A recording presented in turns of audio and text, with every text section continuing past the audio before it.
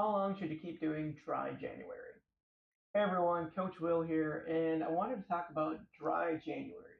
So, if you're unfamiliar with what dry January is, it is a time where people who have indulged in an excessive amount of drinking because of the holidays finally got to a point where they're like, holy shit, I'm tired of drinking. I should probably take this month to reset and abstain from drinking alcohol. I think it's a great thing to practice because it allows for you to reset. And when you reset, it does help you think a little more clearly about things that you're doing and habits you want to sustain and also replace. And if you don't know this about me, this year I'll be celebrating 10 years without alcohol. It's a huge accomplishment. I struggled for 10 years of constantly drinking in a way that was very self destructive to my own mental and physical health.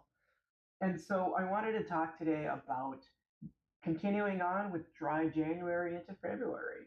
Now, is this something that you have to abstain from for the rest of your life regarding drinking? Not necessarily.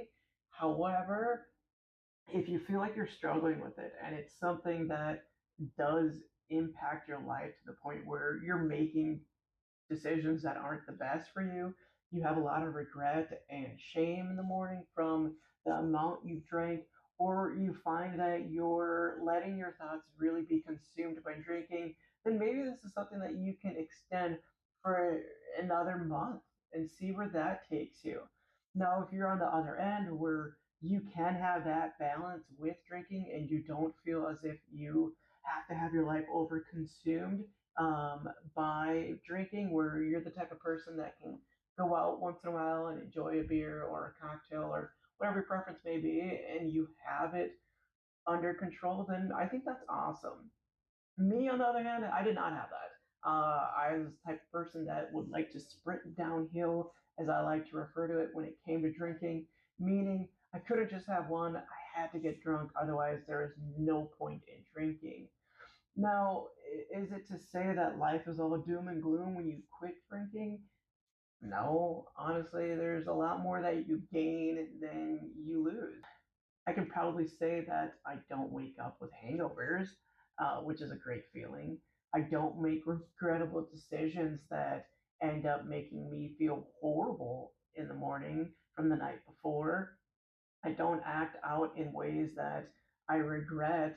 And there's many other things that go behind it. And so if you're somebody who has participated in dry January and you start seeing the benefits of feeling better and your health starts improving and as you get more mental clarity, why wouldn't you want to continue with that is what my question is.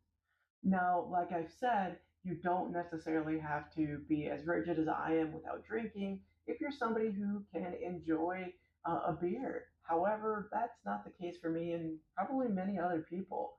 And so when you do decide to take that break and you continue on with what you're doing, I encourage you to extend it another month and see what kind of changes happens.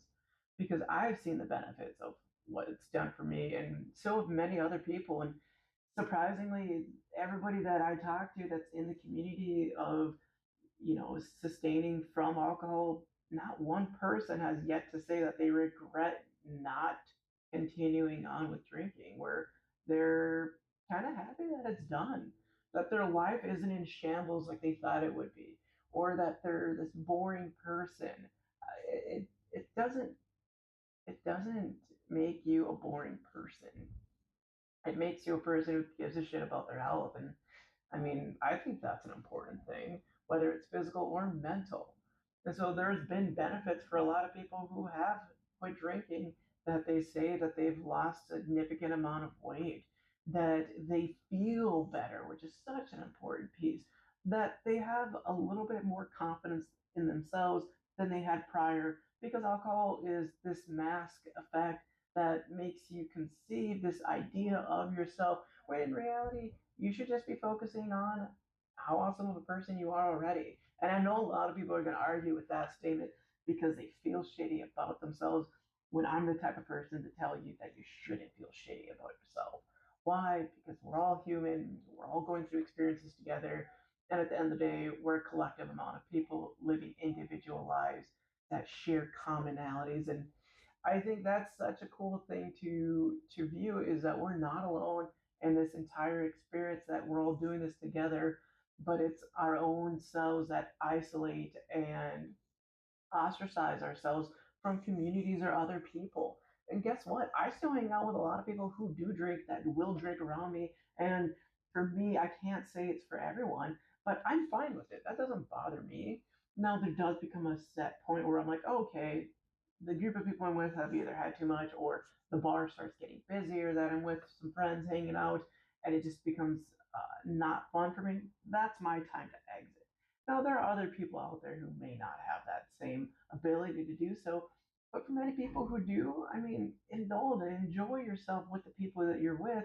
However, you don't have to make that choice of participating in the things that they want. Now, if people are trying to persuade you or trying to convince you that you should drink, that's probably a great time for you to talk about the boundaries that you want to set with them. And setting those boundaries at beginning can be difficult. It can feel uncomfortable. It can be hard. There's a lot of other pieces that go into it. However, if you setting that boundary saying, hey, I don't like that you're doing that, or hey, you know that I'm not drinking for this month, or however much long time that you want to allow for yourself to have, then they can actually start receiving that message. And if they're willingly choosing to ignore that from you, then perhaps it's time that you guys do something different that doesn't revolve around alcohol. And that way you can keep maintaining that relationship with that person, and you're not around in a context that provides you the opportunity to drink for them as well. And if at the end of the day that's something that they don't want to do, or something that they can't do, then that's probably somebody you want to be hanging out with.